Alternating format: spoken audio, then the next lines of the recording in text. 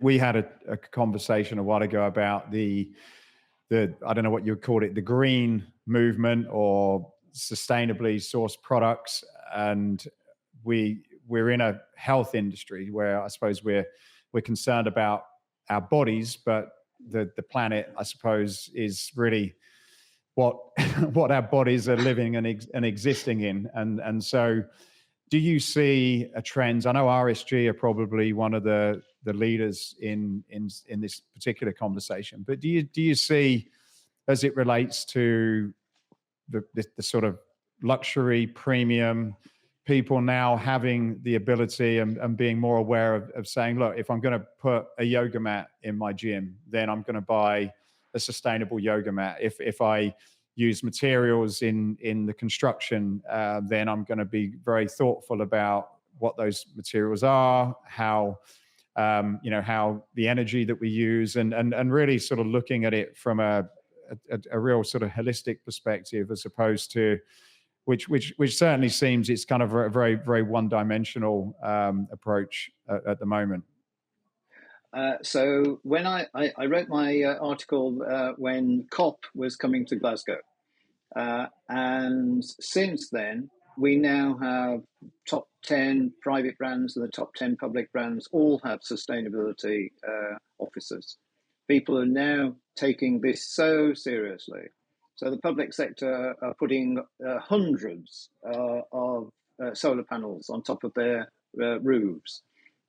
People are doing ground source heating. I mean, there's just so many products. And if you're coming over to Elevate, I've even got a whole panel of people talking about the sustainability question and giving great examples of what they're doing. And I think the consumer also looks for that. So add that to, and again, I come back to luxury just simply because it's so massive and they're leading on so many things. But the whole issue of sustainability in fashion is such a big thing. Stella McCartney, especially, is leading on that, along with so many other people. So. You don't see it though. You don't. You hear about it a lot. Like I went to ISPO before the pandemic, and it was everything, every brand, every material supplier. It was literally everywhere. I was almost kind of blown away, and I went there, did a video, took lots of pictures, and I brought it back, and I said, "Look, guys, this is something we need to look at, because obviously these big brands have done their research, and it's not happening." For no reason. It's not a coincidence. And yet when I suppose look at outside of what RSG are doing, really, and I'm sure there are others, but they're not sort of got my attention. But when you speak to a lot of people and go around a lot of shows, I'm just surprised that the fitness industry is not a little bit more on the ball in general. You're probably aware of more things that are going on the ground, but I hear it a little bit, but I don't hear it as much as probably what I expected to. So what we have here is we have people like the Gym Group, we have people like GLL, the largest public sector operator, we have Everyone Active, and they publish every year what they have achieved, the carbon that they have reduced, and what they're going to achieve over the next 12 months. So we do have lots of big brands actually publicizing what they're achieving on this, and they obviously tell their members what they've been achieving. So it's starting, and I think it's just going to grow. No, interesting. Public sector, we've not spoken a lot about that, but there's clearly been some changes there in the market. Like what are some of the what are some of the sort of big takeaways from that part of the market? Well, all the leisure management contractors are growing. And we've had a few local trusts get into trouble, but I mean, when you have Fitness First restructuring, then a small local trust, you could understand if they need to restructure as well.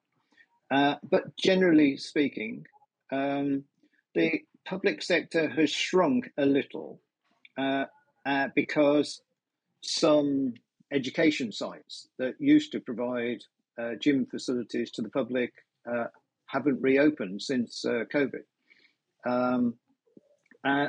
But in the main, the leisure management contractors are all doing really good business, all expanding, and there's lots more opportunity for them. I'm going to say that might change because there was a recent VAT ruling, which we're all waiting to hear more about, but it's only for in-house leisure facilities. Now, there is a very small movement to actually take leisure back in-house. So in London, we have 3 local authorities that have taken their leisure back in-house or are about to take their leisure back in-house. So the VAT ruling will apply to them. And does that give them an unfair advantage? I don't think so, but we wait to see about about that. I know there was some concerns about some of these facilities having to close because of the operational costs. Like, has that actually happened, or is that blown over now? Again, it's very, very mixed. If people have hedged their electricity and gas, then some public providers haven't needed to turn down the temperature, whereas some others have struggled with the increase. So it's not a clear position, but what it did was it brought out the entrepreneurial spirit in everyone. And so everyone was looking at ways in which they could produce more income to cover those costs. And coming back to the environmental side, we saw on the timetables that they increased by over 400% if they were doing outdoor classes. So people were very happy to go and participate outdoors. And the whole thing of mixing with nature, we know, is really good for us. With the public sector, are you seeing a similar situation to what you're seeing in the private, where people are now able to increase prices? And if they are you seeing them providing greater value in any areas? And if so, what are they? So yeah, without doubt, almost everyone has put the prices up. Some people have just simply said, look, our energy costs have gone up by 200%, and we're going to put our prices up by 30%. And I think that people have been looking at how they can engage with the consumer more. And so some public sector people during the pandemic actually set up workspaces for people. So you'd go there and spend the whole day there, and then have a class, have some lunch, and so all of a sudden they discovered they got more space, so they were able to do things both indoors, outdoors. And started running clubs and just started doing things that they perhaps had been thinking about, but hadn't actually done anything. So it pushed them into thinking in an entrepreneurial way.